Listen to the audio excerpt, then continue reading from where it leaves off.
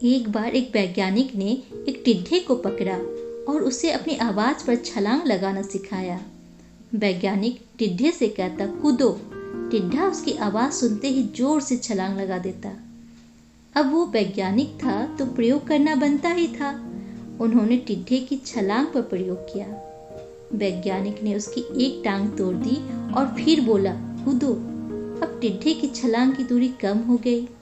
वैज्ञानिक ने उसकी दूसरी टांग तोड़ दी और फिर बोला, कूदो। टिड्ढे की छलांग और कम हो गई।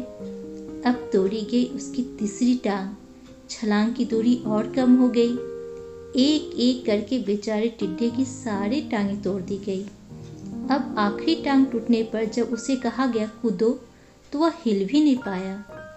अब वैज्ञानिक ने अपना निष्कर्ष अपनी डायरी में लिखा। जानते हो उसने क्या लिखा? जब टिड्ढे की एक टांग तोड़ी गई तो वह थोड़ा बहरा हो गया। जब उसकी दूसरी टांग तोड़ी गई तो वो और बहरा हो गया।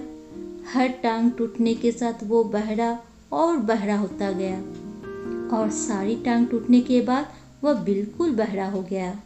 जोर जोर चिल्लाने का भी उस पर कोई असर नहीं हुआ। वह तो अपनी जगह से हिला तक नहीं, छलांग लगाना तो दूर की बात। इस कहानी को सुनकर सभी को ऐसा ही लग रहा होगा ना, कितना मूर्ख वैज्ञानिक था। इतनी सीधी सी बात उसे समझ नहीं आई। या कुछ लोग ये भी सोच रहे होंगे, ये तो किसी बच्चे को भी पता है कि टिड्ढे की छलांग उसकी टांग टूटने की वजह से कम होती जा रही थी, ना कि वह बहरा हो गया था। पर दोस्तों, हम सभी जीवन में कई बार ऐसे ही मूर्ख बन जाते हैं।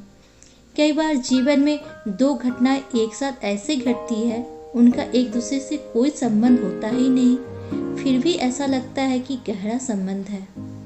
कभी कभी दिखता कुछ और है, हमें समझ कुछ और आता है, लेकिन वास्तव में होता कुछ और है।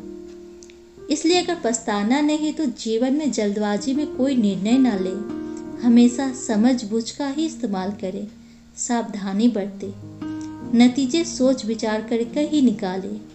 दोस्तों, आपको ये छोटी सी कहानी कैसी लगी? ज़रूर बताइएगा। पसंद आए तो लाइक और शेयर ज़रूर करिए।